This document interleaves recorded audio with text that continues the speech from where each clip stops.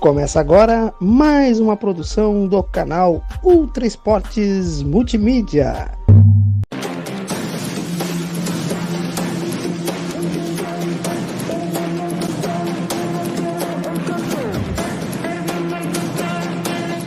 Começa agora Mega Esportes.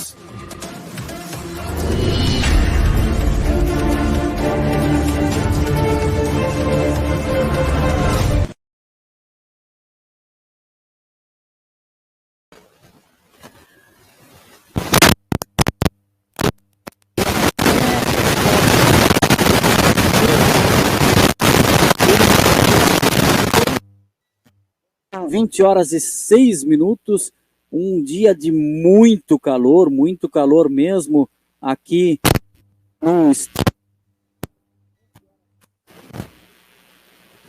um dia de muito calor, né? Aqui no estado do Rio Grande do Sul. Hoje eu passei por um termômetro de rua aqui em Porto Alegre que marcava 42 graus. É janeiro, todo mundo sabe, o calor é pesado mesmo nessa época do ano, mas não deixa de ser preocupante também, porque junto com o calor tem a questão da seca, né?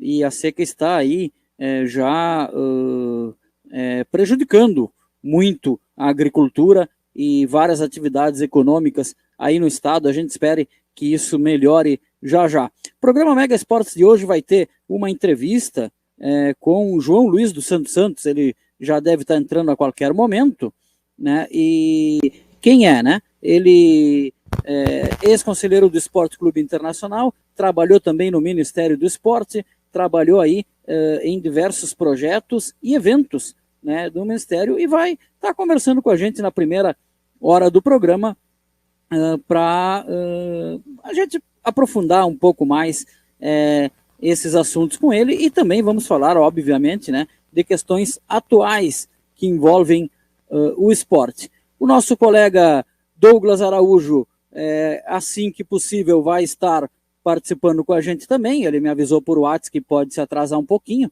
devido a questões aí do transporte público lá em Belo Horizonte, né, onde ele reside. Assim que ele tiver a postos, ele vai entrar no programa também para participar com a gente. E também o Felipe mandou a pergunta dele por vídeo, já que o Felipe não tem como participar hoje também devido a questões profissionais. Eu disse que o Douglas ia entrar conforme o programa andasse, mas pelo jeito funcionou bem aí o transporte público. O Douglas já está aqui com a gente. O João Luiz, nosso convidado, também já está aqui com a gente no Mega Esportes. Para você que está pela Rede Cidade AM 1550 FM 104,1 para Pelotas e toda a região sul do Rio Grande do Sul, ou quem está em qualquer lugar do planeta no canal Ultra Esportes aqui no YouTube. Eu vou dar um primeiro boa noite aí para os dois participantes, para o Douglas e para o João Luiz. Peço uma frase aí de destaque nesse início de programa. Boa noite, Douglas. Muito boa noite, Luciano. Muito boa noite, João Luiz. Boa noite a todo mundo que está ligado aí com a gente em mais um Mega Esportes. Finalmente chegando aí a sexta-feira. O meu destaque inicial vai para o anúncio oficial aí ontem do Galo da contratação de Antônio Mohamed, né, o argentino aí, o El Turco, foi finalmente aí oficializado como o novo treinador aí do Galo, dando fim à novela aí que se arrastou aí por ao longo dessas últimas semanas aí sobre quem seria o novo treinador do Galo. Tá certo. João Luiz, há muito tempo que eu venho te namorando, né? No sentido do programa, né? E faz tempos que eu quero fazer esse bate-papo contigo e trocar umas ideias, né? Mas agora, nessa primeira parte, apenas um destaque inicial. Boa noite, bem-vindo. Grande amigo Luciano Mega, boa noite, Douglas. Mega, nós já tivemos muitas e muitas conversas sobre vários assuntos de interesse bem grande, especialmente do esporte, né? mas nunca tivemos uma conversa em público como vamos fazer agora. De fato, eu já tive em outros momentos aí conversando contigo sobre essa possibilidade, as coisas se encaminharam e hoje vamos poder conversar um pouco. Eu fico muito satisfeito, agradeço o convite e estou à disposição aqui de vocês. É isso aí, nós temos um rápido intervalinho e na volta a gente começa o papo com o João Luiz.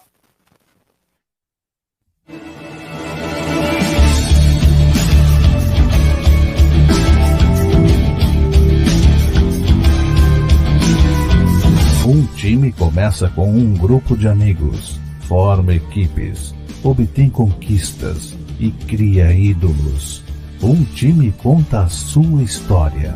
Adquira o livro Viva o Fragata, uma história de amigos, de futsal e de resiliência, de Luciano Mega. Contatos pelo WhatsApp 51985558086 ou acesse livroslfm.blogspot.com.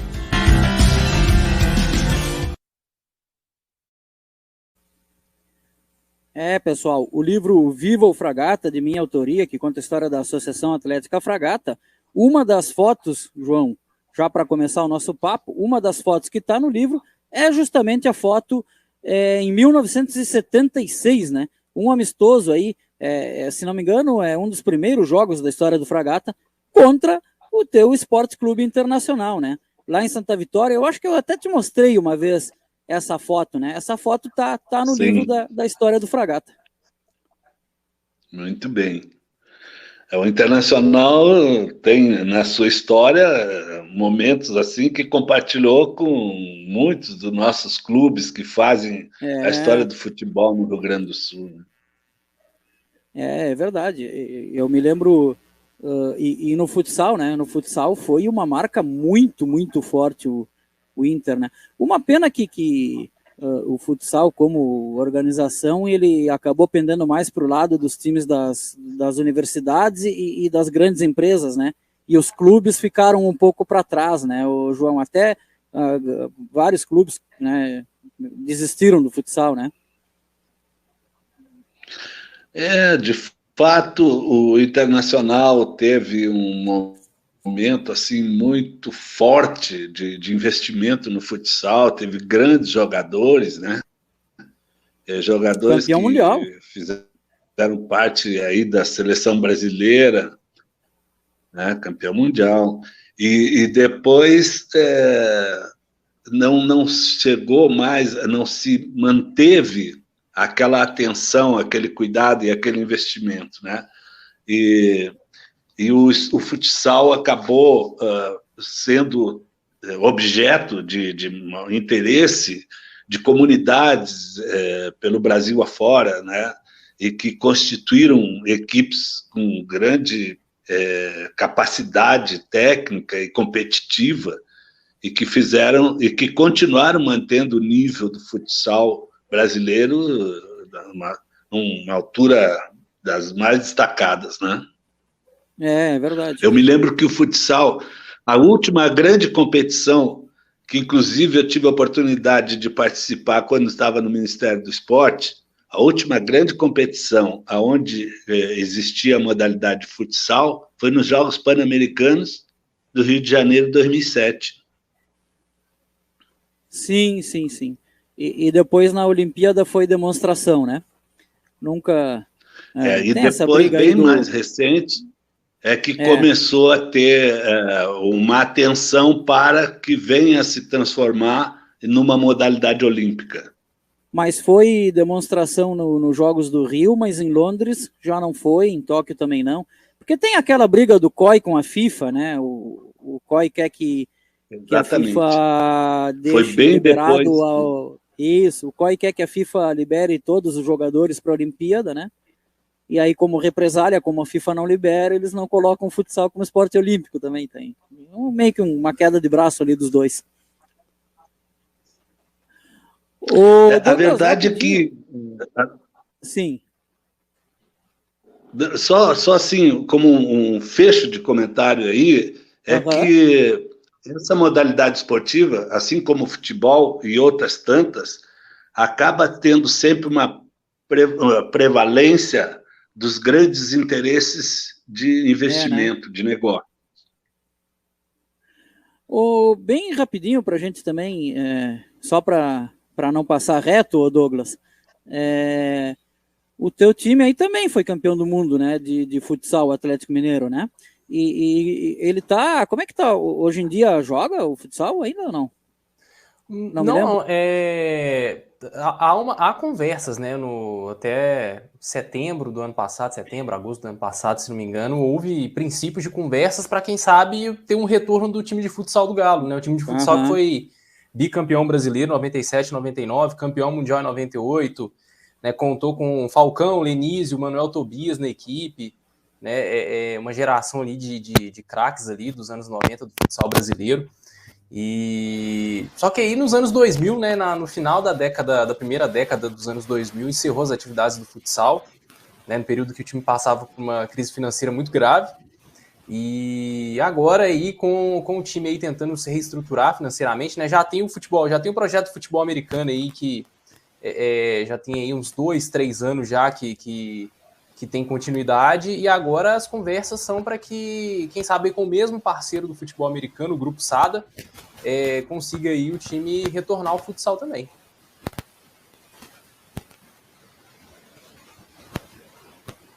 Luciano, microfone.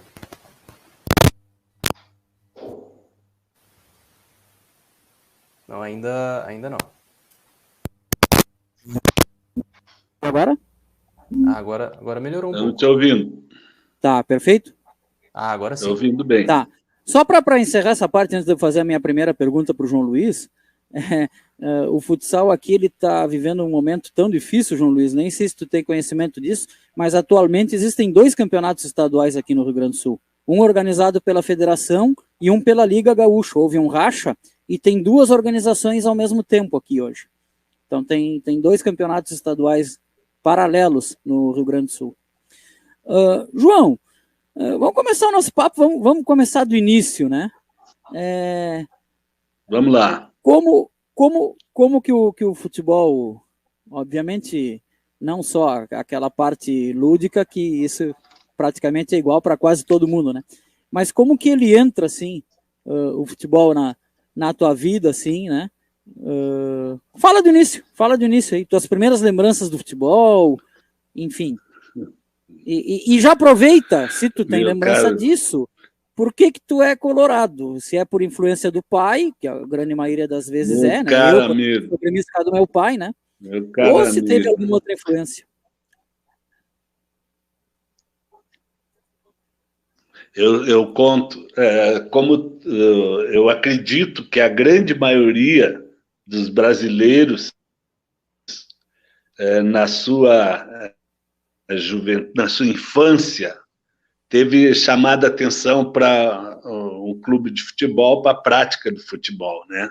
Comigo não foi diferente, meu pai era muito colorado, e uma das primeiras lembranças que eu tenho da minha infância com o futebol foi, além de ver, escutar os jogos e torcer, né?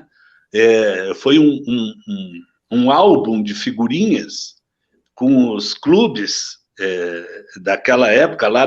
Eu tenho 72 anos, eu tenho bastante tempo de vida.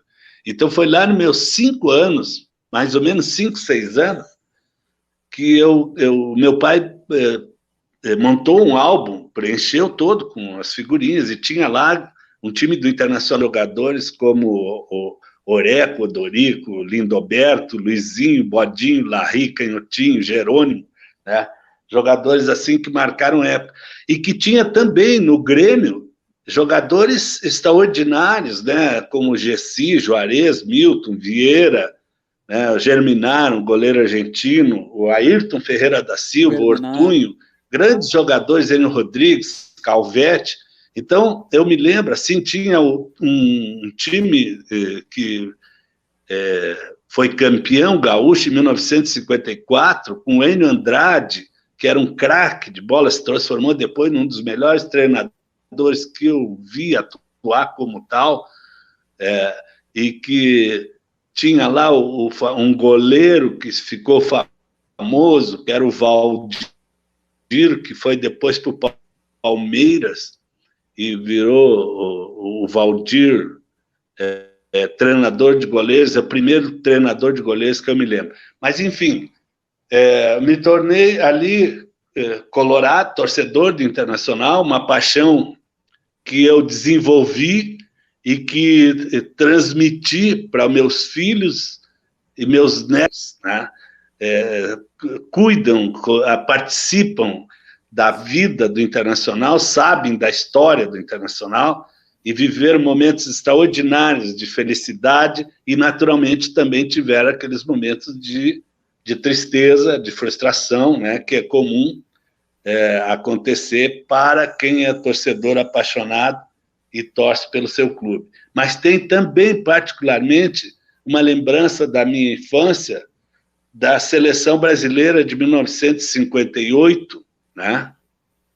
Com Gilmar, Djalma Santos, Bellini, Orlando, Nilton Santos, Zito, Didi, Garrincha, Vavá, Pelé e Zagallo, né? Então, essa que depois bicampeã, essa foi campeã em 1958 na Suécia, e depois a seleção, quase com a mesma formação, mudou, entrando o Zósimo lá na defesa, né?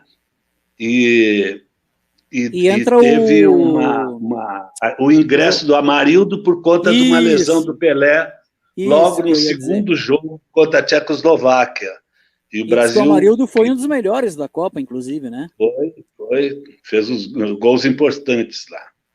Embora o craque daquele momento tenha sido o Garrincha, né? Então, sim, essa é a minha ligação, a paixão. E o futebol, eu tenho que tomar cuidado quando começo a falar, ainda mais de coisas que me apaixonam. Mas o futebol, ele tem um papel muito importante na identificação do brasileiro, na afirmação do Brasil e do brasileiro.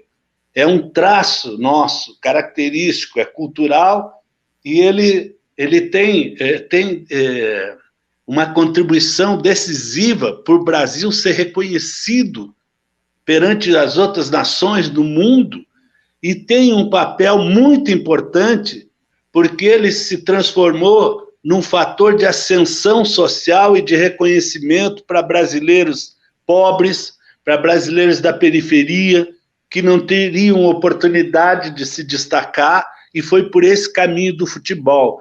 E o futebol brasileiro, para chegar nesse ponto de contribuir decisivamente para o país e para possibilitar como uma porta de entrada para a vida, para uma vida mais digna, de reconhecimento para muitos brasileiros, ele teve que passar por momentos muito importantes, que eu destaco assim, um enfrentamento que foi feito contra, eu destaco assim, o Nelson Rodrigues, quando ele enfrentou uma parcela considerável da imprensa, que era muito subordinada ao estrangeirismo, achava que tudo que era bom era o que estava fora do país, e ele combateu chamando, né, de complexo de sentimento de vira-latas. E ele, nessa defesa de mostrar a importância do futebol brasileiro, ele passou a chamar o Brasil como uma pátria de chuteiras. E isso tem uma marca importante como uma afirmação do futebol, e depois todos nós sabemos que muitas e muitas vezes a autoestima do brasileiro ela foi preservada pelo papel, pelo trabalho, pelo desempenho, pelas vitórias e conquistas da seleção brasileira, e pelo desempenho de craques como Pelé, Garrincha, Didi, Vavá, enfim, e tantos outros, Amarildo, e depois, mais recentemente, os Romário. E tantos outros, né? E tantos outros. Mas é para dar uma ideia de como é que eu me liguei com o futebol, e me ligo e sou ligado até hoje. Que legal, João. Duas coisas. Primeiro, boa noite aqui para o Matheus Coimbra, que está nos assistindo, e todo o pessoal aí que está pelo YouTube. Não sei se tu percebeu, João, mas a tarja aqui com os nossos nomes, em homenagem a ti, está com fundo vermelho. Com essa camiseta que eu tô hoje aqui. É bonita a camiseta, hein? Bonita a camiseta. Que bom que tu mostrou a camiseta. Depois da pergunta do Douglas, eu vou te fazer uma outra pergunta, mas primeiro vamos passar aqui para o nosso Douglas Araújo fazer sua primeira pergunta para o João Luiz. Douglas.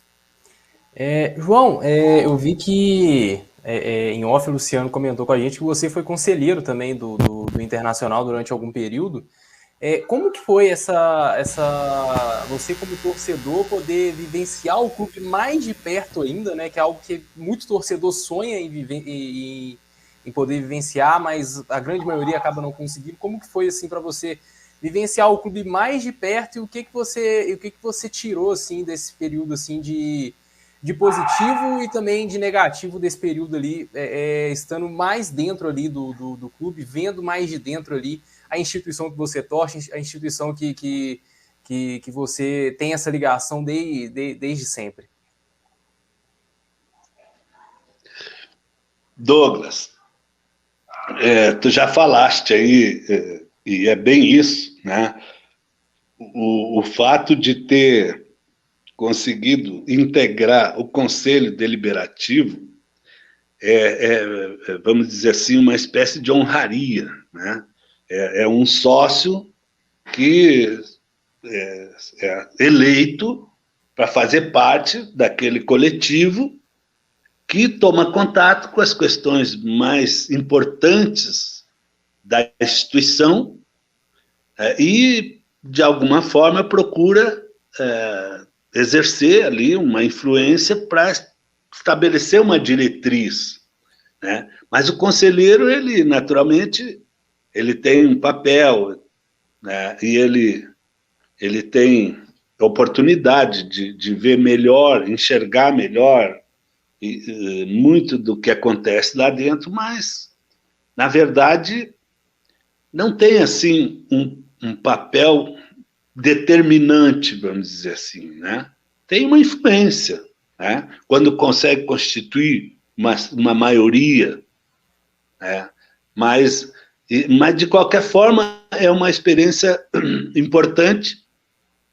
A gente passa a ver... Eu, por exemplo, retirei dali uma linha de orientação.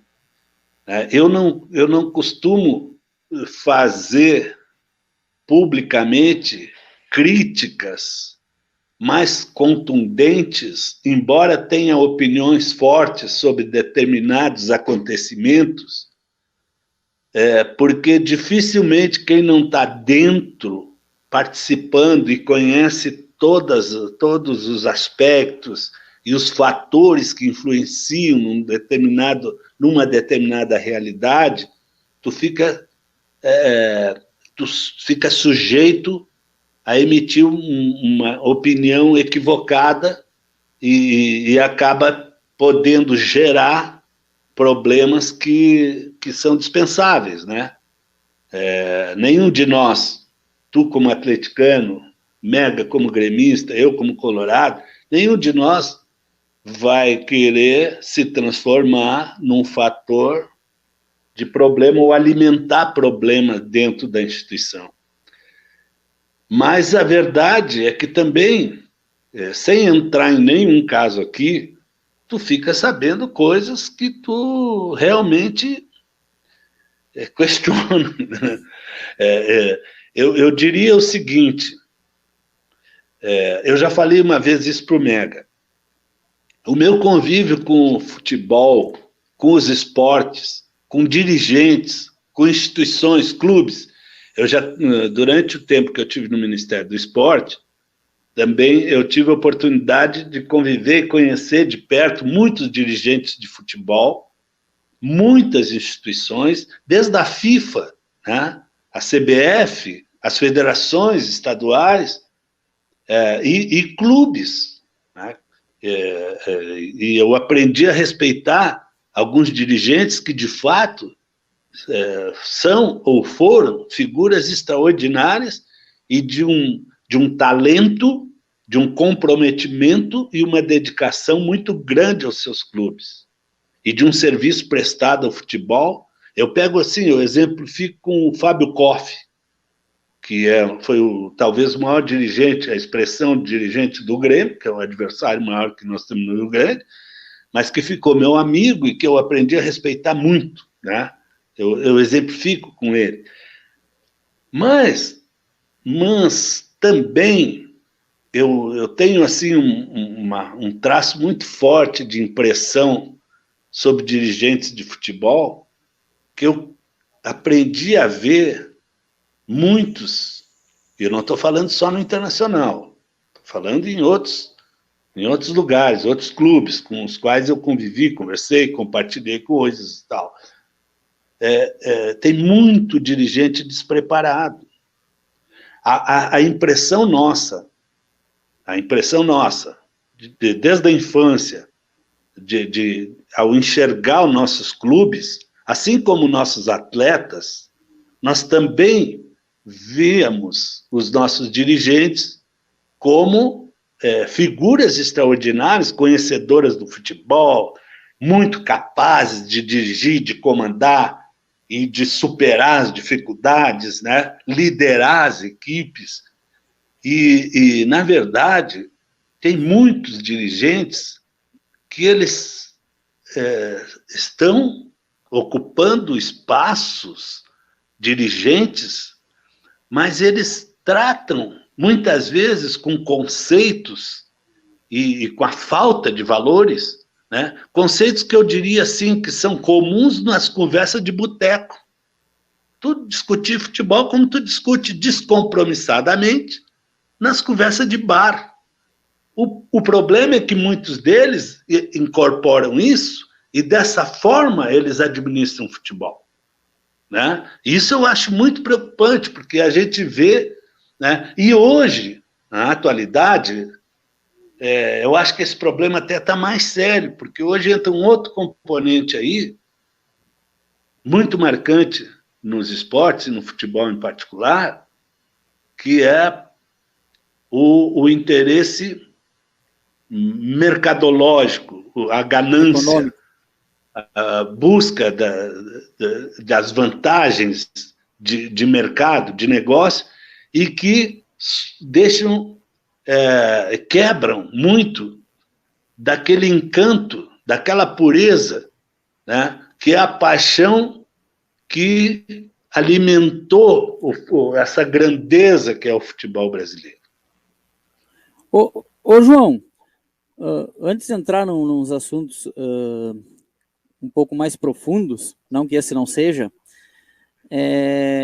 eu, alguns anos atrás, sei lá, questão de 4 ou 5 anos atrás, eu vi uma matéria sobre uma pesquisa que tinha sido feita, que dava conta do seguinte, de que quem compra as camisetas dos clubes, que torce, são geralmente as mesmas pessoas. E é isso que baseia, tanto é que ou a pessoa não tem camiseta do time, ou tem 5 ou 6. Eu acho que a pesquisa está certa. Todo mundo que eu conheço é assim, ou o cara não tem nenhuma, e quem tem várias. Aí, porque eu tenho umas dezenas de camisetas. Eu também, eu tenho várias. Eu devo ter umas 7 ou 8, eu acho. E isso faz alguns anos já que eu vi. Uns quantos anos já. Então, isso baseia de por que muda tantos modelos. Para que o cara compre outra, porque se ela vai ser sempre igual, tu já tem, né? Bom, sabendo disso, eu quero saber a tua opinião. Eu tenho a minha, mas o entrevistado é tu. Como é que tu vê quando os clubes saem demais da sua tradição para fazer camiseta? E aí eu posso dar o exemplo do teu próprio time, que fez uma camiseta preta. João, eu não sei tu como colorado. Eu, como gremista, acho estranhíssimo, porque para mim preto é cor do Grêmio. Sempre foi. Um time de preto e outro de vermelho. Bom, o de vermelho é o Inter, o de preto pode ser o Atlético Mineiro ou do Douglas, mas até pode ser que seja o Grêmio um dia. Mas eu nunca pensei em ver um dia o Inter de preto. Seria quase como se o Grêmio jogasse, sei lá, de laranja, que é quase vermelho, né? Até só um parentezinho, assim, não sei se tu sabe, mas eu li uma vez num livro que quando fundaram o Grêmio, o azul ganhou do vermelho por 3 votos. Mas fechando parênteses, a pergunta não é sobre isso, é sobre a questão da camiseta. Tá? O que tu acha quando tem essas mudanças muito bruscas, assim? Eu acho que essa não é uma questão assim. Eu sinceramente, eu não gosto que mexa nas cores do meu time. Para mim, é o vermelho e o branco, né? Nunca gostei. Eu manifestei sempre isso. Mas eu acabei respeitando. O Internacional, por exemplo, adotou uma camisa amarela com o símbolo, No óbvio, do centenário, né? Internacional. Não durante a Copa do Mundo, porque o Internacional teve o Beira-Rio como sede da Copa 2014. Ah, E ali é adotou verdade. um caminho. O Internacional, na questão da luta de gênero das mulheres, adotou uma camiseta rosa, que foi a que eu mais apreciei. Bonita, porque a torcida feminina no Internacional é muito grande e o rosa não destoa tanto assim, né?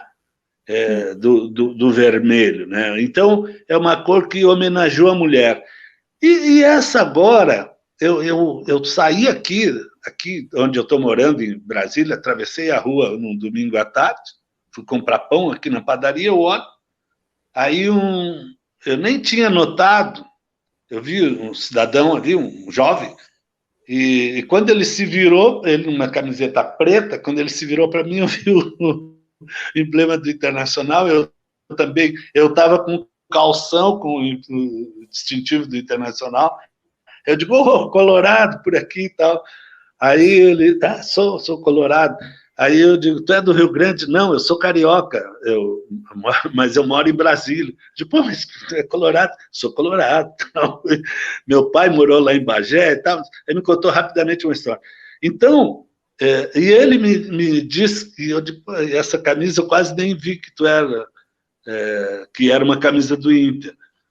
Mas tem muita gente que entendeu e valorizou, e aí eu não vou destoar disso, né?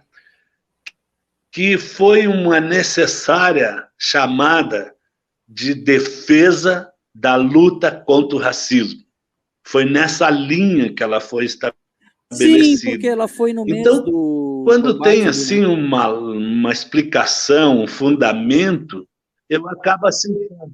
O que eu não aceito é simplesmente porque a serviço do marketing resolveu, olha, vamos fazer o seguinte, a nossa camiseta vai ser roxa agora, depois vai ser verde, não sei o quê, ou vai mudando de cor, sem ter alguma justificativa. Boa noite para o Fabrício Duarte, que está nos assistindo também. Pois eu gosto, eu acho até legal quando são feitas ações, mas eu acho que tem lá sei lá, tem um certo limite. Mas também quem sou para estar julgando o gosto dos outros, né? Só que fica estranho, fica, né? Douglas. João, você também citou que trabalhou no Ministério do Esporte, né, durante um bom período também, e pôde ter muito dessa relação também com outros dirigentes, com membros aí de outros clubes, né, de poder estar presenciando assim mais de perto as coisas internas que acontecem ali no ambiente esportivo, né? E eu tenho uma dúvida, assim, principalmente hoje, assim, qual é a relação assim que o esporte tem com a política? Até onde o ambiente esportivo entra na política, até onde a política tem entrado nesses ambientes esportivos dos clubes? Ô Douglas, eu acho que essa é uma questão que devia ser uma base de reflexão por todos aqueles que têm interesse em ajudar a fortalecer o esporte no Brasil. A Constituição Federal, lá no seu artigo 217, ela estabelece que é dever do Estado fomentar as práticas esportivas, formais e não formais, e como um direito de cada um, né? Mas então ela estabelece o esporte como um direito, mas observadas algumas particularidades, né? Primeiro, tem que observar e garantir a autonomia das entidades esportivas, dirigentes e as associações, quanto à sua organização e o seu funcionamento. E um outro inciso daquele artigo, tem um parágrafo que diz que o Poder Judiciário só pode admitir ações relativas às competições e à disciplina desportiva após esgotar-se em todas as instâncias da justiça desportiva. Quer dizer, só pode admitir ação no judiciário brasileiro se for esgotado todas as instâncias da justiça desportiva. Ora, significa dizer que o que está regulado no futebol brasileiro pelas entidades esportivas, federações, confederação e tal, está acima da legislação, está acima do judiciário. Tu não vai julgar, por maior absurdo que aconteça, o que fizeram aí no Cruzeiro, em Minas Gerais, e coisas que aconteceram por aí pelo Brasil, elas ficam num segundo plano até que se esgote dentro do âmbito da justiça, né? Então, eu acho que isso aí tem que ser repensado, porque não pode um clube... Ora, o Atlético Mineiro é um clube, como outros, como é o Internacional, como é o Grêmio, que tem um profundo interesse público. O cara que assume um papel dirigente ali, ele tem tanta obrigação, tanta responsabilidade, quanto um presidente da República, quanto um governador, um prefeito, né? Ele tem que estar subordinado ao interesse coletivo. Ele não vai poder chegar lá e fazer o que bem entende, ou em torno de determinados grupos que tomam conta dos clubes e fazem o que bem entende. Então, essa é uma questão que fica sempre, para mim, como algo que a gente devia tentar encaminhar no sentido de ver se aprimora, se melhora, né? E eu vejo assim, o Brasil está num momento, o futebol brasileiro... Aliás, eu vi uma notícia hoje à tarde, que a França ultrapassou pela primeira vez o Brasil na geografia da bola, né, dos negócios, do mercado, né? É a primeira vez que o volume de negócios que envolve jogadores brasileiros é ultrapassado pelo volume de jogadores da França, né? Então, essa coisa tão grandiosa, que é um negócio, né, foi tomando um peso que influencia muito no futebol, e porque é meio sem lei. Hoje, outra informação que eu vi que diz respeito ao Atlético, tem um empresário aí, que eu não me lembro o nome agora, diz que o Atlético deve 50 milhões para ele de comissão. Ora, que absurdo, o empresário não joga nada, meu. Que história é essa? O Internacional perdeu um jogador, o Nicão foi parar no São Paulo, porque um empresário chegou lá e disse: eu quero 4 milhões e não 2 milhões, como eu tinha combinado, numa venda de um jogador do Atlético Paranaense que viria para o Inter e foi parar no São Paulo, porque um empresário chegou ali. Então, são coisas que acontecem, que a gente vê desde os pequenos, desde menino que chega, que sofre influência nas relações dentro dos clubes. É um fenômeno, ainda dentro até um pouco daquilo que tu perguntou há pouco atrás, com relação à minha experiência lá no convívio como conselheiro, e eu no convívio como conselheiro e com outros clubes. A interferência de empresário é muito pesada no futebol, né? E são coisas que tu chega e diz assim, tá, mas isso prova isso? Eu digo, não provo, mas fiquei sabendo, aconteceu isso, houve essa interferência, houve essa condução, enfim. São coisas assim que a gente preocupa, né? Que nos preocupa. Ô João, sabe que a gente conviveu um ano junto. Eu não sei se eu respondi a tua pergunta ou se eu fui saindo por outro, ô Douglas. Não, foi tudo certo. João, para seguir um pouco nesse tema, tu sabe, a gente já conviveu um ano juntos, fomos colegas de trabalho. Tu sabe que além de futebol tem um outro esporte que eu gosto muito, inclusive a gente tem um programa aqui no canal nas terças, que é a Fórmula 1, né? Que é o esporte mais caro do mundo, né? E por que eu estou só fazendo esse comentário aqui? Só para dizer o que aconteceu lá, porque eu acho que, cara, em algum momento, sei lá, nós vamos ter que pensar em alguma coisa parecida, senão não sei onde é que esse negócio vai parar. A Fórmula 1 é o esporte mais caro do mundo, por óbvio, são os carros mais tecnológicos de toda a história, e sempre foi assim, desde que inventaram ela lá em 1950, não é uma coisa de agora, tem gente que acha que agora é assim, não, sempre foi assim desde que começou. Só que chegou um certo momento que ia ficar só a Ferrari e a Mercedes, não iam fazer corrida com 4 carros, né? Ninguém mais ia correr. E os caras tiveram que, na Fórmula 1, muito a contragosto de muitos dirigentes, estabelecer lá um teto de gastos, e aí tem uma auditoria externa lá que audita as equipes e não deixa gastar mais do que tanto. Ainda não é o que deveria ser, os fãs gostariam que fosse um teto mais baixo, para ficar mais parelho ainda a corrida, para quem gosta de corrida de carro. Algumas ligas de futebol no mundo já têm isso. Tu não acha que daqui a pouco aqui no Brasil vai ter que se partir para um negócio desse tipo, cara? Porque eu tô vendo o mercado tão inflacionado, tu deu agora o exemplo do Nicão, cara, olha...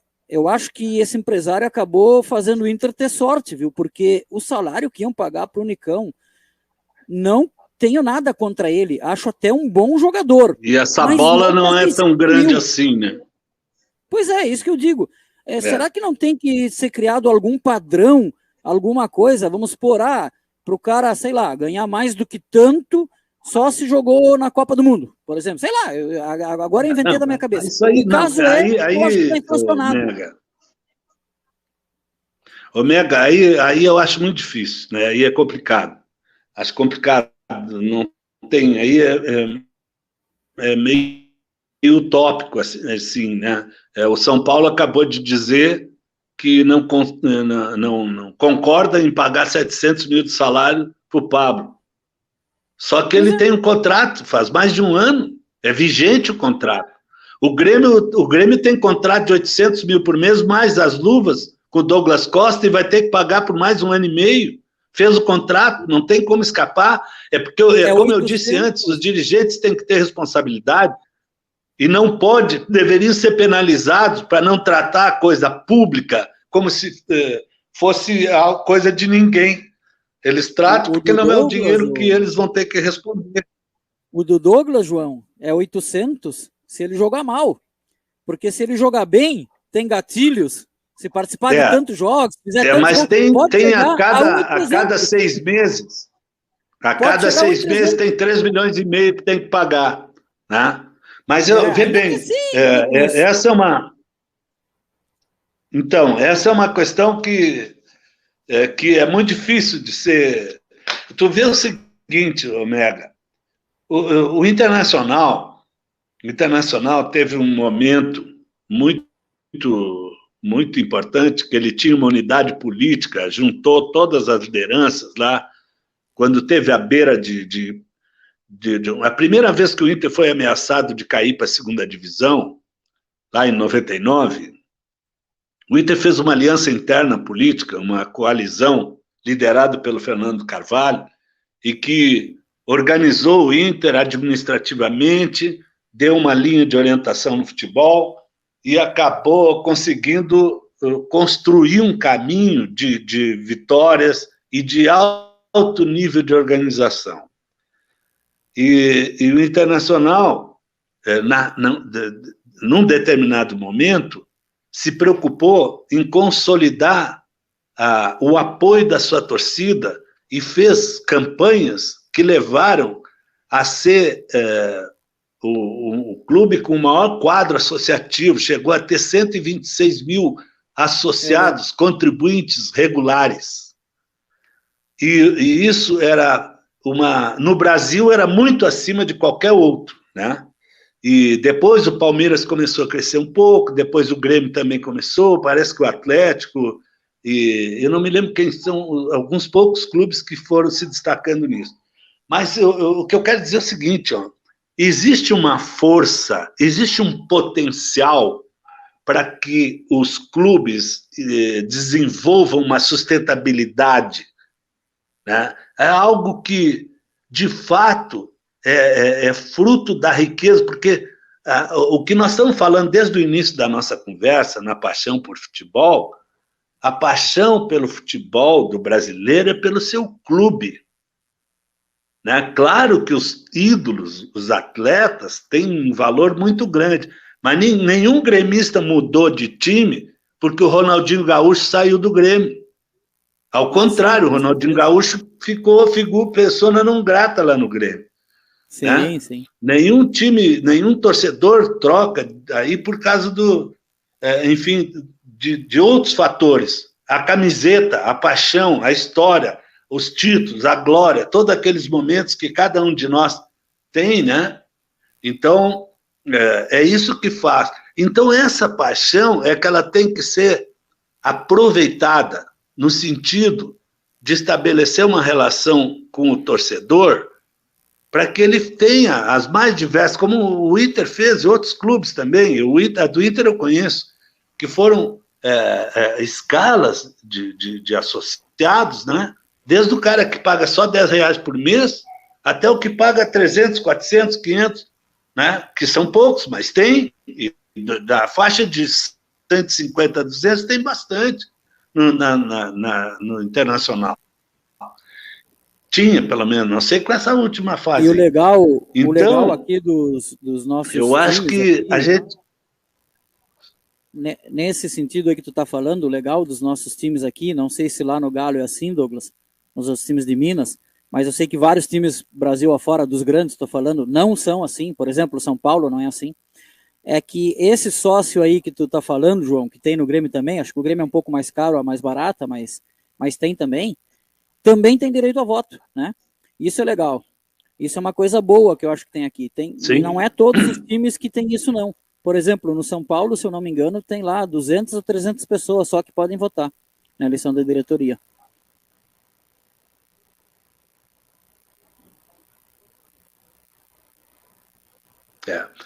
O que tem de perigoso no momento aí, que eu vejo com relação às torcidas, é que tem um tipo de influência que brota das redes sociais, mas que ela tem ponto de partida,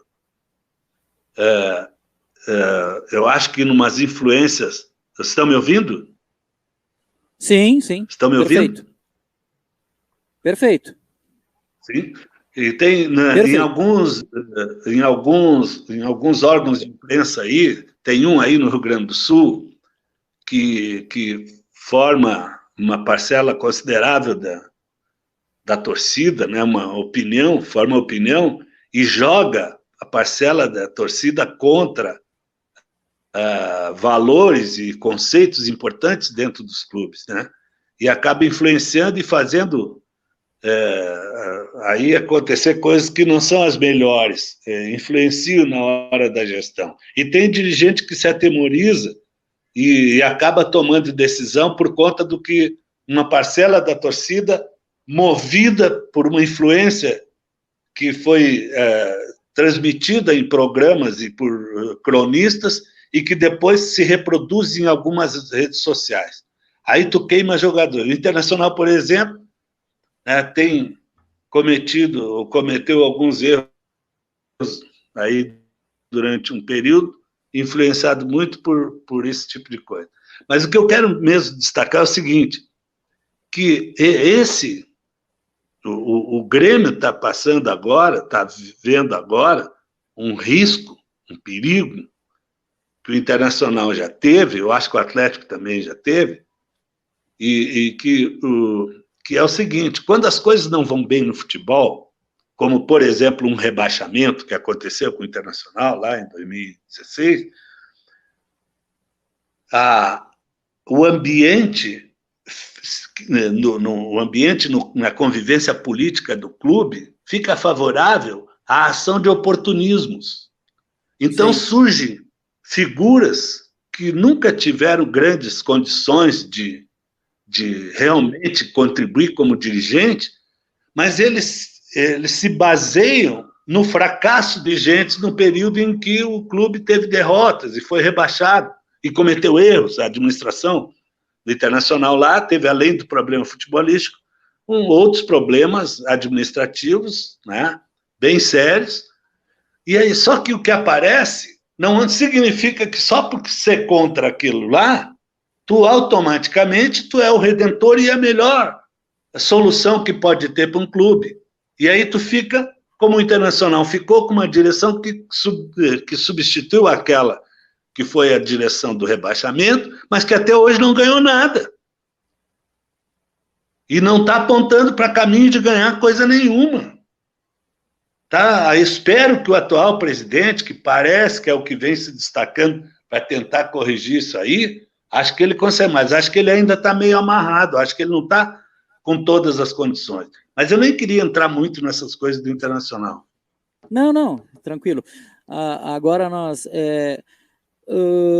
só um parênteses, né? Isso que eu falei dos tetos aí de pagamento para atleta, isso a gente vê sempre em ligas fechadas, né? Em ligas abertas a gente não consegue ver isso. Inclusive tem um jogador agora que o Inter está trazendo, me esqueci o nome dele, Douglas, se tu lembra aí de cabeça me ajuda, que ele está vindo de um time dos Estados Unidos, João. Por quê? Lá como a liga é fechada, né?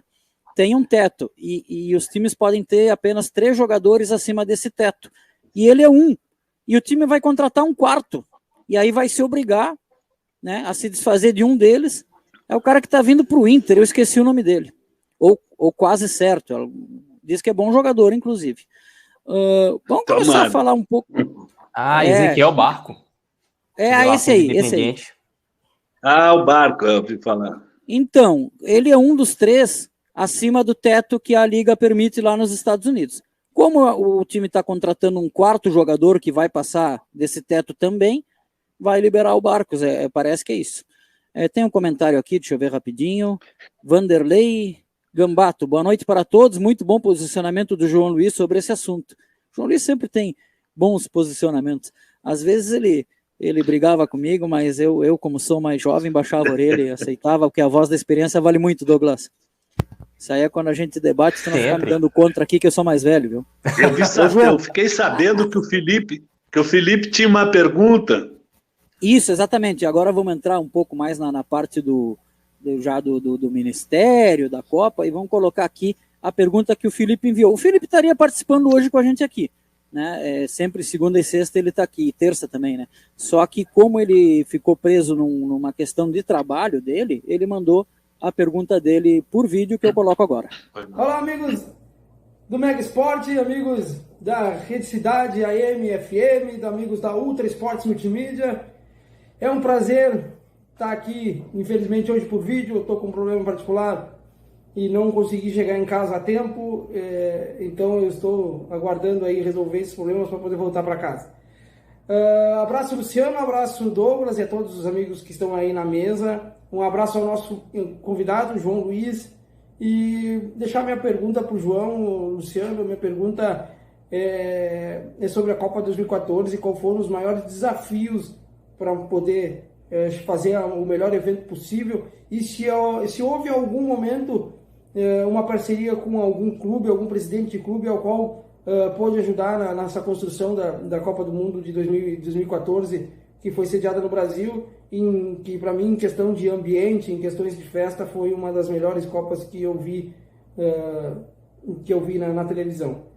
Então deixo um grande abraço a todos os amigos aí, abraço ao Douglas, que já tem novo treinador, ele que procurava, ele turco Mohamed chegou, e aí o Atlético com o novo técnico. Por isso, um bom programa, e até segunda-feira, se Deus quiser, segunda-feira estamos aí para poder falar um pouco do final de semana de futebol, nem tanto porque não tem, mas no final de semana do futebol gaúcho, o início do gauchão chegando aí, e a preparação dos clubes. Abraço a todos e até segunda. Tchau, tchau. E aí, João?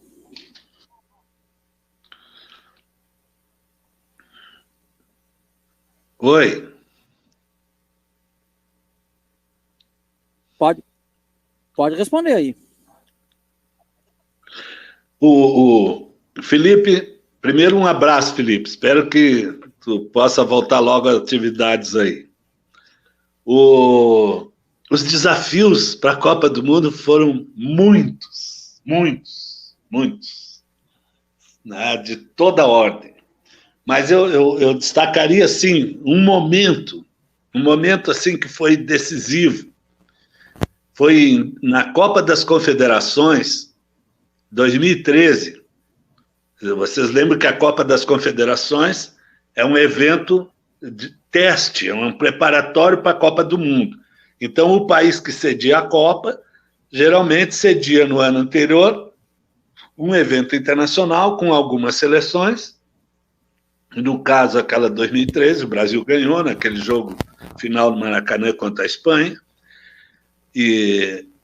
mas que justamente naquele período da Copa das Confederações irromperam as manifestações de 2013 no Brasil, e que tinha, dentre outras indefinidas bandeiras, eram tantas, começou com uma questão da tarifa do transporte em São Paulo e se espraiou pelo Brasil com grandes manifestações, com ações dos black blocs, né, que quebravam tudo e fazia aquele problema lá.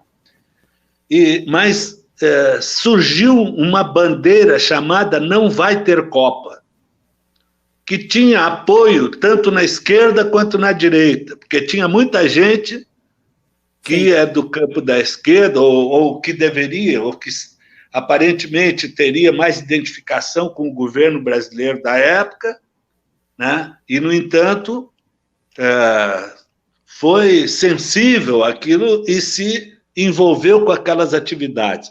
Pois teve um jogo em Salvador, em que uma daquelas manifestações muito fortes chegou a uma ameaça de invasão do estádio. E naquele momento lá, o Joseph Blatter, presidente da FIFA, decidiu que era para mandar embora do Brasil as seleções que estavam aqui, que era para suspender aquela competição e que não ia mais ter a Copa 2014 no Brasil por falta de condições. Só que aí envolveu um conjunto que não é o caso aqui, é história longa, né? E não foi a única também momento de crise assim, em que o ministro lá, o Aldo Rebelo, experiente, muito habilidoso e determinado a valorizar a Copa e a realizar o evento, conseguiu contornar, o jogo saiu, a competição foi até o final, e se superou aquele momento ali. Então, como o Felipe perguntou, que momentos foram, assim, conta algum mais delicado, esse é um momento extraordinariamente forte, muito delicado, que fez parte de um conjunto de outras crises que vivemos no Ministério do Esporte naquele período em que preparávamos a Copa do Mundo. Ele pergunta também se na relação com dirigentes de clubes, eles ajudaram de alguma forma, se eu entendi, foi essa a pergunta, né? Eu digo assim... alguém... Tivemos lá, e eu particularmente, eu era o chefe de gabinete do ministro do Esporte, então eu tinha muito dos contatos e, obviamente, os dirigentes dos nossos clubes, Internacional e o Grêmio, porque o Internacional é uma das sedes da Copa no seu estádio, né? A sede de Porto Alegre para a Copa do Mundo FIFA 2014 foi o Beira-Rio. E muitas coisas aconteceram em torno dessa preparação. A preparação de Porto Alegre foi tumultuada. Nós não conseguimos fazer parte, por exemplo, da Copa das Confederações. Não aconteceu o jogo de 2013 na Copa das Confederações em Porto Alegre. Isso deu margem, inclusive, a especulações de que Porto Alegre ficaria fora da Copa. Não seria uma das 12 sedes, né? E ali eu tive muita convivência com um grande dirigente do Internacional, daquela época era Giovanni Luigi, né? E que viveu aquele tensionamento, daquele problema entre a aprovação do que era necessário para realizar a reforma do Beira-Rio, né?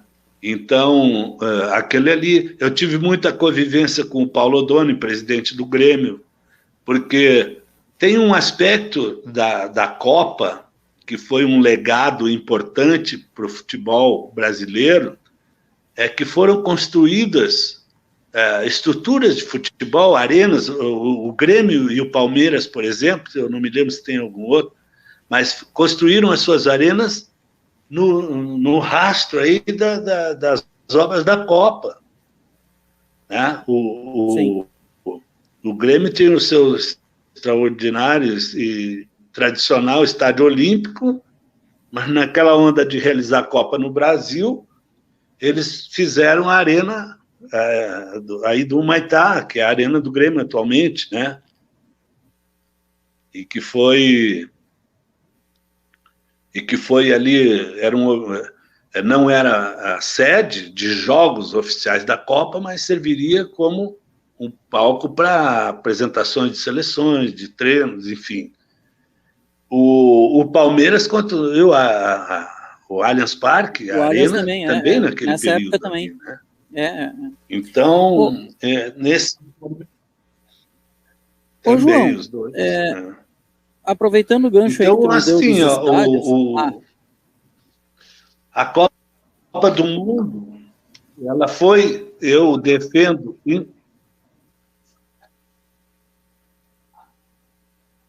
A Copa do Mundo foi um grande acontecimento no Brasil, um grande acontecimento esportivo e um acontecimento que só sofreu... Oi?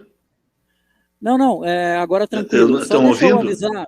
Sim, só deixa eu avisar o pessoal que está na nossa audiência, e até tu também, João. Tem um certo delay, um certo atraso. Então, às vezes, se eu falar em cima do João, é porque demora um pouquinho o som dele para chegar em mim, tá, pessoal? Não, eu não estou interrompendo ele. Tem um pequeno delay. A gente está te ouvindo perfeito, João. Pode seguir. Então, eu quero dizer que o acontecimento Copa do Mundo foi valiosíssimo para o Brasil, foi um acontecimento extraordinário e que, na verdade, ele tem um reconhecimento muito grande em quase todo o mundo. Tem nos países da Europa e países que participaram, a Alemanha, a Holanda, são países que produziram materiais, filmes, né, reportagens, elogiando e destacando o Brasil. Tem por exemplo, aqueles históricos acontecimentos do Caminho do Gol. Quem conhece Porto Alegre sabe o que significa e o que significou ver a Avenida de Borges de Medeiros tomada, por exemplo, com aquela oportunidade que os holandeses de laranja, né, fizeram aquela verdadeira marcha na direção do Beira-Rio, e aquilo foi mostrado para o mundo todo. Tem outros momentos tão importantes pelo Brasil afora, lá no Rio, São Paulo, Minas Gerais, em todos os lugares, né, onde se deu o encontro de torcedores de todo o país. Olha, os argentinos chegar aqui no Rio Grande do Sul, irem a São Paulo e ter um ambiente de celebração, de confraternização, de grandes festas, a generosidade desse povo brasileiro, essa coisa grandiosa, extraordinária, que é o Brasil e o povo hospitaleiro que nós somos, repercutiu muito bem. A cidade que eu moro, lá em Viamão, recebeu o Equador para o centro de treinamento ali, ficou marcada a história para os equatorianos. Então, houve um esforço grande. Esse ambiente de ódio que nós vivemos no Brasil hoje, ele foi inaugurado naquele período ali das manifestações de 2013, e com essas histórias de não vai ter Copa. Vem desde ali, né? E isso não é positivo. É só aqui no Brasil que se fez tantas críticas a uma coisa tão bem feita como foi a Copa do Mundo. Mas teve obras que até hoje não terminaram. Verdade. Acontece que tem muitas e muitas obras pelo Brasil afora que em 50 anos jamais seriam pensadas ou realizadas. E, no entanto, por conta da Copa, elas foram propostas, foram implementadas. Umas não estavam prontas em 2014, mas o futebol se jogava no estádio, não era na Avenida Nova que foi construída, ou no viaduto novo que era para ser inaugurado, né? Então, o Brasil tem um grande legado e muita gente lembra com muita saudade daquele momento especial que foi a Copa do Mundo 2014 no Brasil. E para a obra atrasar no Brasil não precisa de Copa, né? Não é a Copa que várias vezes coisas atrasam no Brasil sem ter Copa. Mas ainda nessa esteira, João, uma das críticas que o governo federal sofreu muito e foi do número de sedes, né? De que 12 era um exagero, que podia fazer a Copa em 8 ou 9 cidades, e que, portanto, alguns chamados elefantes brancos não precisariam ter sido construídos. Queria saber qual era a opinião dentro do Ministério, dentro do governo na época, se em algum momento houve algum arrependimento de ter levado para 12, ao invés de ter feito em 9 ou em 8, ou enfim, qual era a leitura de vocês ali naquele momento? E hoje?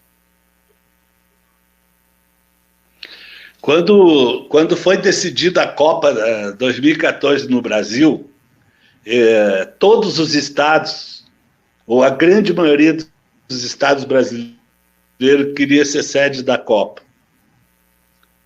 As reuniões que o presidente da República chamava, e todos os governadores participavam, todos queriam, de alguma forma, ser sede da Copa. Foi uma disputa. Se estabeleceu um caderno de encargos para que todos preenchessem para poder participar, para poder se candidatar à sede da Copa. E no final estavam 18 e teve que ser retirada, né? Aí chega lá, é Belém ou é Manaus? Tem que ter um na região norte, tem que ter um na Amazônia. Aí a briga disparada, queriam que fosse mais do que era, senão vai ter que ser uma. Aí, por critérios, não foi o governo brasileiro que decidiu. Não foi o governo brasileiro que decidiu.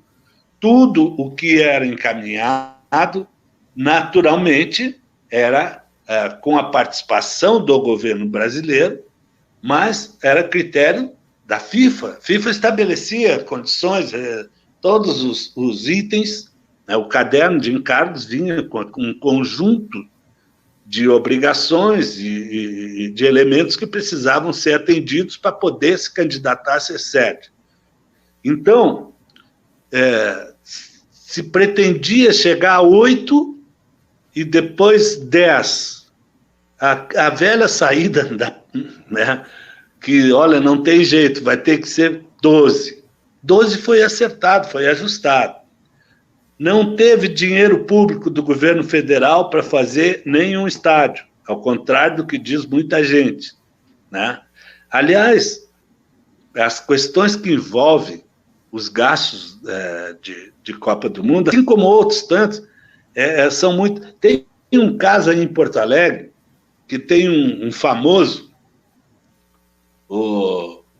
narrador de futebol, que passou muito tempo, ele dizia assim, Porto Alegre tem 2 bilhões, um valor assim, muito expressivo, que eu não me lembro nem bem qual, né? Vivia dizendo que o gato comeu, era para as obras da Copa até hoje não saíram, e o dinheiro onde que está, onde foi?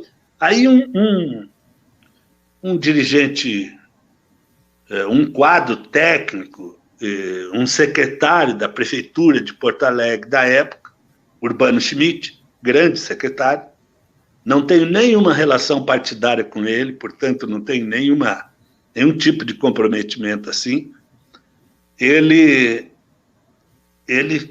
se expôs, se dirigiu escreveu um artigo e falou com esse narrador, explicou para ele, olha, as questões públicas não são dessa maneira. Ninguém pega um dinheiro, toma aqui, pega esse dinheiro e vai lá e faz uma obra.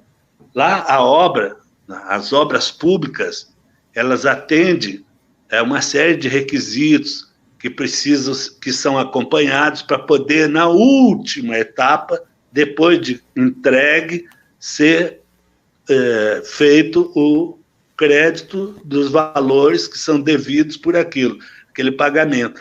Nem assim ele parou de fazer as críticas. Ele, por um tempo, aliviou, depois retomava de novo com insinuações. Então, é uma forma mal informada de fazer e de falar as coisas. Ora, eu acredito que tenha, sim, havido alguns erros, né? Mas não nessa lógica de que não pode reconhecer como um grande acontecimento para o Brasil aquele evento lá. Douglas? Vocês foram falando da questão do clima, né? Eu fui lembrando muito do que foi aqui na região de Belo Horizonte, né? Ali próximo da Cidade do Galo, onde a Argentina ficou treinando ao longo da Copa do Mundo. Você via ali caminhões, carros ali, argentinos ali, acampando, literalmente acampando ali na porta do CT. Eu, na época, trabalhava num shopping ali próximo da região ali, então tinha muito argentino ali também que passeava ali direto. A delegação da Argentina passeava lá, alguns jogadores assim não tão assim, que podiam andar livremente assim, sem ser muito incomodados assim, andavam, passavam.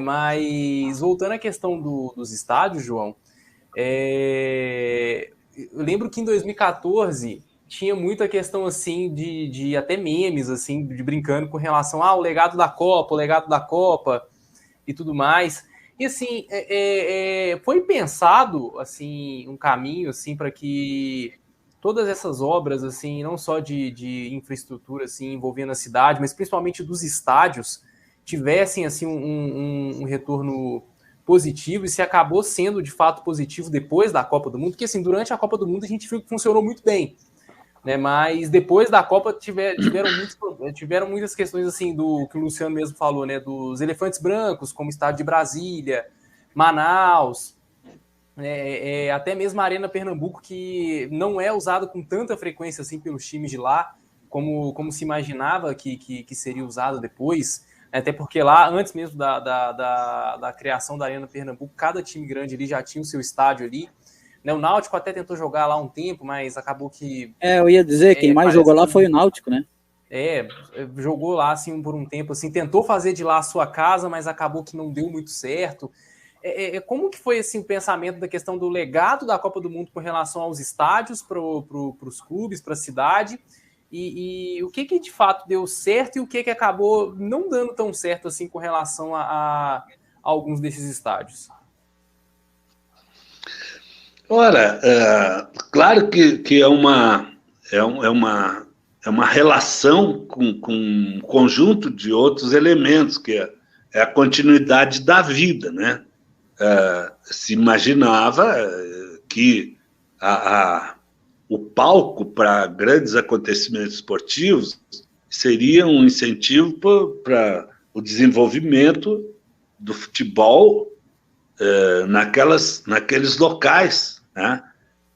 Em esses outros locais, assim, e alguns deles, como Manaus, por exemplo, eu acho que aqui de Brasília não chegou a corresponder àquela expectativa que se tinha de que podia ser melhor aproveitado, né?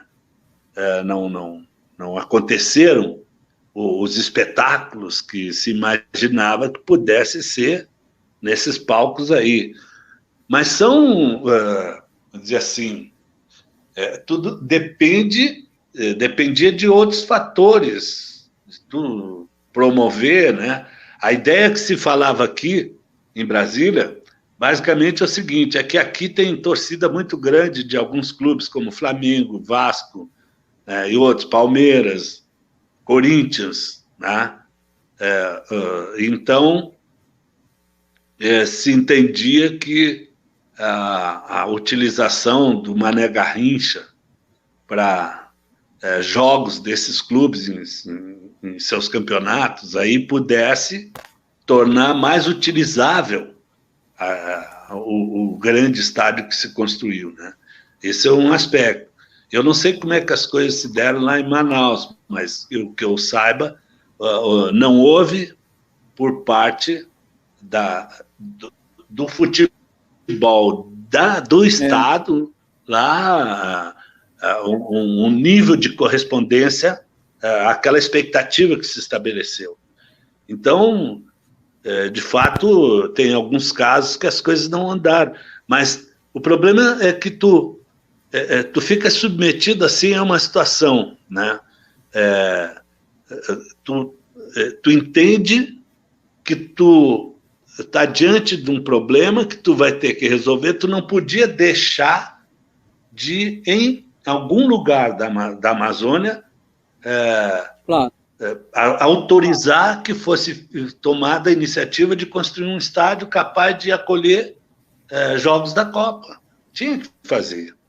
Eles prometiam que tinham projetos, iniciativas, muitas ideias, mas depois as coisas também não aconteceram de acordo com o que se pensava, né? E na verdade, né, o João... Agora, agora tem também, vê bem, só para não deixar passar, eu não estou dizendo aqui que não teve erros e que não teve problemas das contas de alguns desses estádios. Eu acho, por exemplo, que esse aqui de Brasília ultrapassou os limites do que a gente entende como razoável, né? Sim. Esse foi bem... Agora, foi tem bem um outro componente, um outro componente que é importante que se diga, porque eu me lembro que o ministro uma vez chamou a atenção para isso, numa das inspeções que se fazia no Maracanã, o ministro, mais os dirigentes de CBF, FIFA, todo mundo ali para ver como é que estava o andamento. Tinha ali instalado no Maracanã, fiscalizando as obras, um número que eu não vou cometer aqui, eu não vou lembrar agora aqui, de acompanhamento, de fiscalização, de controle, era Tribunal de Contas da União, Tribunal de Contas do Estado, os mais diversos órgãos de controle, Ministério Público, tudo acompanhando o andamento das obras. Nunca foi tão fiscalizado como um evento como foi aquele da Copa, né? Então, até o ministro fez uma brincadeira, um dia olhou e disse assim, essa gente que está aqui fiscalizando, com certeza tem um salário maior do que o engenheiro e do que os que estão trabalhando nas obras. Negócio... Boa, né? Não, e só lembrando uma coisa, né? É sempre bom a gente pontuar isso também, né? A gente que é torcedor e tal, a gente se fixa muito no estádio, né? Mas o caderno de encargos ali, que o João Luiz falou no início, quando a gente começou a conversar da Copa, era para a cidade, né? Então não foi o estádio de Manaus que ganhou do estádio de Belém, foi Manaus que ganhou de Belém, né? O direito de ser a sede da Amazônia. Isso. O mesmo vale para Cuiabá, que foi a sede do Pantanal, né? Aí, se não me engano, tinha a Goiânia, que queria também, né? Isso então a gente mesmo. tem que levar isso em conta. O estádio é claro, o estádio é onde acontece o jogo, obviamente a gente presta mais atenção, mas não era a única coisa avaliada. Ô, João, nem só de esporte profissional vive o governo, né, cara? E acho que até nem deve ser, né? Eu, quando trabalhei na prefeitura de Pelotas, eu participei lá na parte municipal de um programa muito, muito legal, que foi, que tu participou no Ministério em Brasília. Eu gostaria que tu falasse um pouco dele, que era o programa Segundo Tempo, né? Que eram escolinhas esportivas, né? Se eu não me engano, eram 3 vezes por semana, eu acho, para aquelas famílias que não têm dinheiro, vamos falar no popular, não tem dinheiro para pagar uma escolinha, seja lá de qual modalidade for, né? Uma escolinha particular, né? E aí tinha esse programa do governo, o Segundo Tempo, João, que eu achava fantástico. Mega, aquela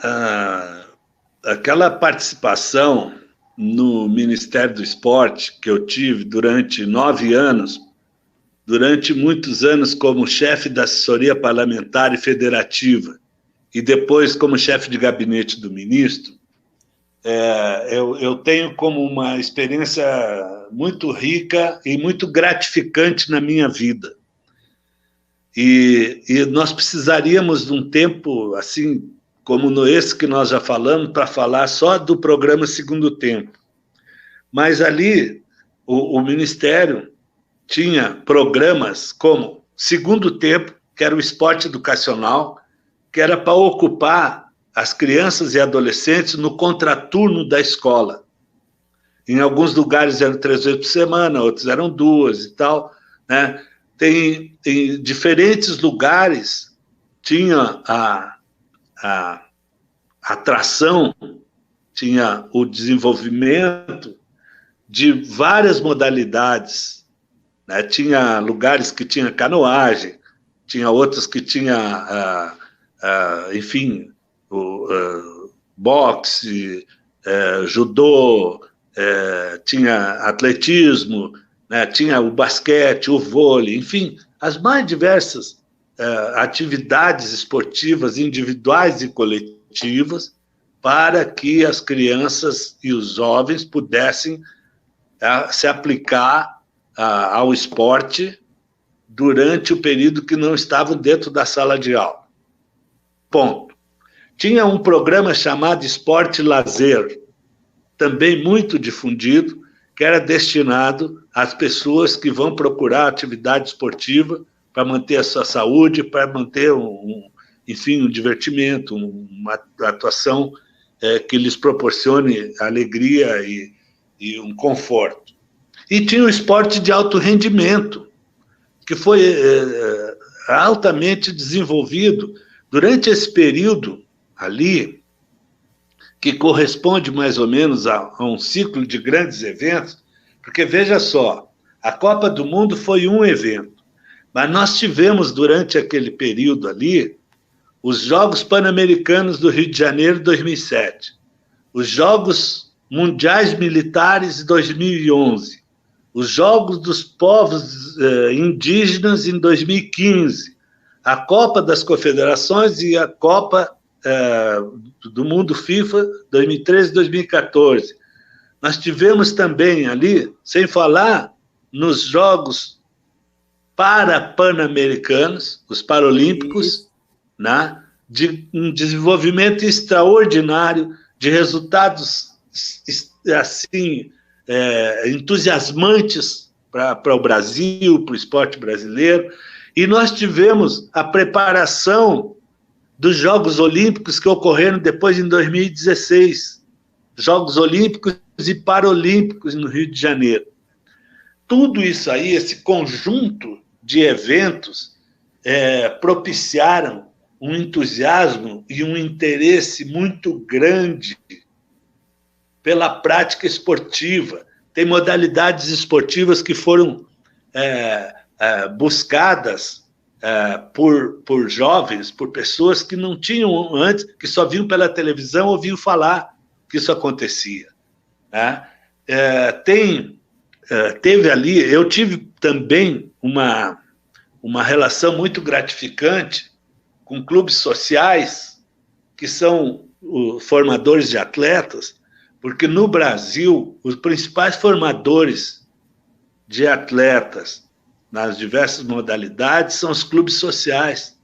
Diferentemente de outros países, como os Estados Unidos e Cuba, que têm as escolas e as universidades, né, como o principal a principal base para o desenvolvimento esportivo, né? No Brasil, quem acabou se dedicando mais a formar atletas, né? E eu tive nesse período no Ministério do Esporte aí também um grande contato, a proximidade, um acompanhamento com clubes sociais, formadores, com dirigentes, com atletas, e particularmente a Sojipa, aí de Porto Alegre, que eu acompanhei de perto desde o projeto para Beijing em 2008, né, que era dirigido aí pelo meu amigo, então presidente o Fernando Cruz, que atualmente é o vice-presidente do Comitê de Esporte, o CBC Brasileiro de Clubes, o Comitê Brasileiro de Clubes, né? E, enfim, é um conjunto de coisas que eu estou falando assim genericamente de passagem, mas que daria para a gente conversar muito mais e trazer gente que conviveu nesse período aí, né? Então, tem tanta coisa boa que aconteceu e que incentivou um interesse maior pelo esporte, que é aquela coisa, né? Não é só o esporte ou o desporto. O esporte é aquilo que, no sentido dessa prática esportiva, né?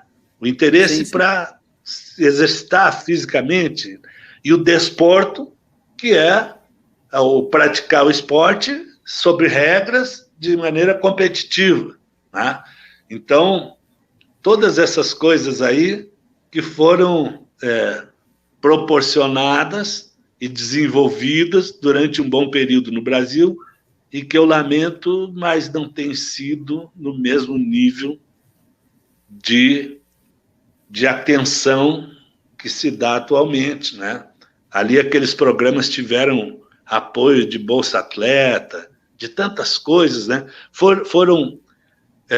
A gente começa a falar aqui, tu vai abrindo muitos horizontes para lembrar a nossa relação no Ministério do Esporte, o interesse pelo esporte, exigiu também um trabalho muito intenso junto à Câmara Federal e ao Senado Federal, porque ela é a relação que foi necessária, aprovada durante aquele período, ela exigiu muito trabalho. Nós temos, por exemplo, uma legislação que é a Lei de Incentivo ao Esporte, equivalente à Lei Rouanet na cultura, que deu uma contribuição muito valiosa para desenvolver projetos esportivos pelo Brasil afora, né? Nós tivemos aí tanta coisa, que foi a própria Lei Geral da Copa, a Time Mania, essa que eu me referi há pouco, que envolvia Bolsa Atleta. Tem muita coisa do esporte e que talvez não tenha um conhecimento mais amplo por parte da sociedade brasileira. Antes de passar para o Douglas fazer mais uma questão, só avisar o pessoal que está com a gente, depois aqui do papo com o João Luiz ainda tem uma estreia no programa, né? João, vamos relembrar, sabe o quê? Todos os títulos do Gauchão que não são nem do Grêmio nem do Inter. Hoje, 1919, primeiro campeonato gaúcho, título do Brasil do Pelotas. Opa! São 18 vezes. Eu vivi um que foi de 54 do Renner. Do Renner, né? Isso aí. Esse do Renner foi o último quando o campeonato ainda era regionalizado, né? O último do... Não, eu estou dizendo isso, mas nós vivemos no Juventude do Caxias, também em Novo Hamburgo. Em Novo Hamburgo, Novo Hamburgo, a gente tem o nosso espectador que sempre, até hoje não mandou comentário raro, ele não manda, o Rafael de Santo Afonso, ele é assim, fanático Novo Hamburgo, né? E ele volta e meia, ele participa às vezes do programa aqui com a gente. Ele tem tudo que tu imagina do Novo Hamburgo em casa, assim. Ele tem praticamente um museu do Novo Hamburgo quando ele entra atrás dele, assim, na imagem. Douglas. João, você foi falando aí da relação aí do Ministério do Esporte com outras questões além da Copa, né? Do envolvimento ali dos programas que foram acontecendo e isso foi me lembrando dos resultados que a gente foi tendo, né? Acho que assim, a principal referência que a gente, assim, cidadão que não tem tanto envolvimento, assim, com a política, que não acaba estando muito por dentro daquilo que acontece no dia a dia, dentro ali dos ministérios e tudo ali no âmbito federal, a gente viu, sim, um certo impacto, principalmente com relação ao desempenho do Brasil nas Olimpíadas. A gente foi vendo aí o crescimento do país aí conforme as Olimpíadas foram passando, Pequim, Londres, Rio, agora em Tóquio, aí a gente viu a melhor campanha do Brasil na história dos Jogos Olímpicos. Você vê assim que o caminho é a continuidade desse tipo de investimento assim do governo, tendo ali, tomando à frente dessa questão do investimento, ou você vê também outros meios além da esfera federal, além da esfera do governo ali, para que o incentivo ao esporte continue, não só na questão no âmbito olímpico, mas também nas consequências disso, né? Porque a gente sabe que aquilo que aparece em evidência, principalmente em Jogos Olímpicos, acaba, querendo ou não, influenciando as pessoas, né? Principalmente os mais jovens, assim, a querer praticar uma modalidade de esporte, a querer investir, acreditar, né? Em ter no esporte ali, quem sabe, uma chance de um futuro melhor. Você acha que esse é o caminho, assim, o governo tem que ter o papel primordial, ou há outros meios também, além da esfera federal? Eu acho o seguinte, tu fizesse uma questão, mas trouxesse também uma contribuição muito importante, que é essa questão da influência, né? Do exemplo.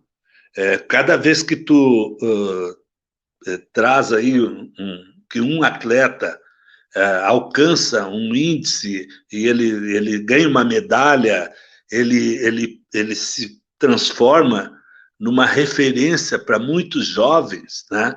E a atração para o esporte desenvolve também, e isso também é da experiência que a gente viu nesses programas aí.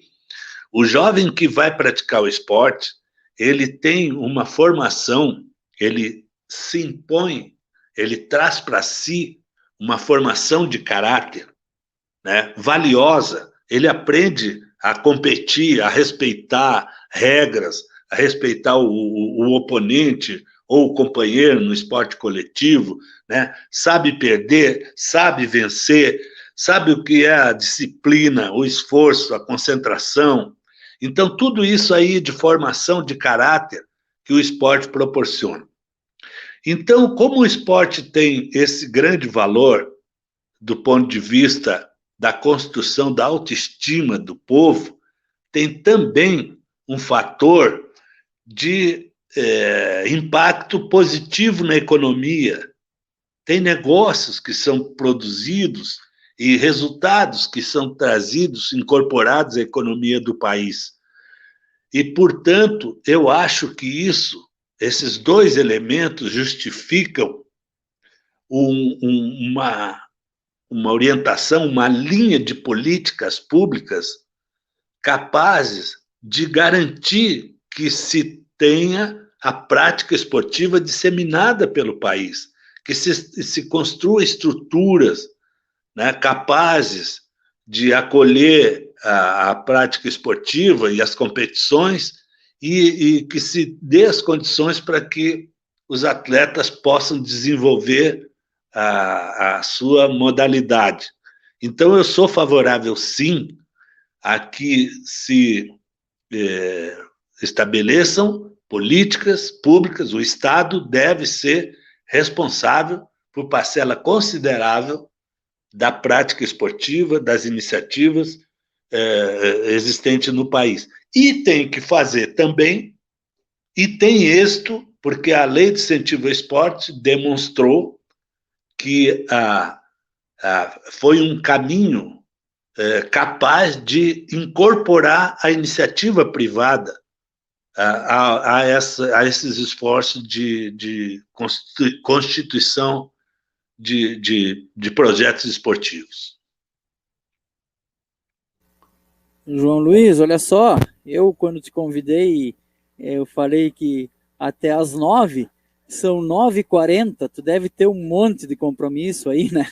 E aí a gente acabou estendendo e tem um monte de coisa ainda que eu gostaria de falar contigo, mas por hoje, para a gente não ocupar mais teu tempo, né? Fica já mais adiante, vamos fazer um outro papo, com certeza, né, para a gente até aprofundar e até trazer algumas coisas que a gente acabou não falando, que a gente conversou, que ia tocar no programa, mas o papo estava tão bom, foi fluindo tão gostoso e com tanta profundidade, né, que a única coisa que eu posso fazer agora é te perguntar se faltou alguma coisa que tu gostaria de falar e te agradecer a participação aqui no programa.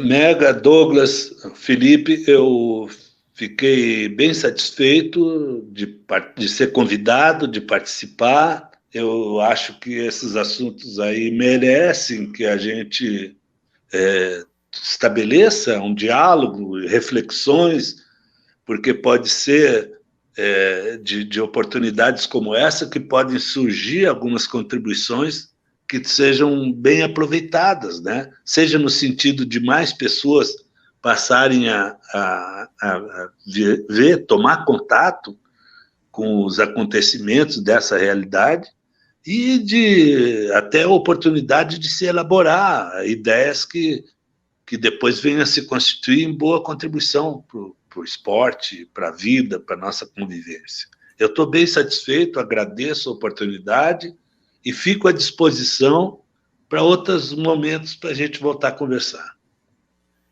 E antes de passar para o Douglas fazer uma saudação final, eu vou te chamar em outros momentos, mas não só para tu falar questão da tua experiência como gestor, para nós conversar futebol mesmo, para debater futebol, debater jogo. De preferência, se tiver um Grenal que o Grêmio ganha, aí no outro dia eu quero que tu venha. Douglas. Tá bom.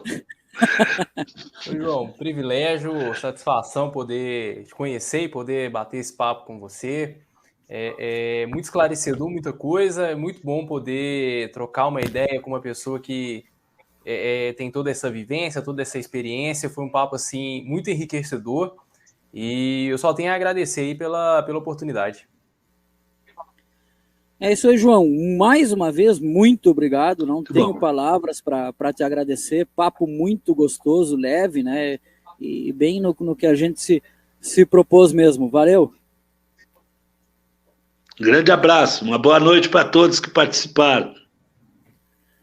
Valeu, pessoal. Depois do intervalo, a gente vai estrear o nosso quadro Quando a Festa Não Foi da Dupla.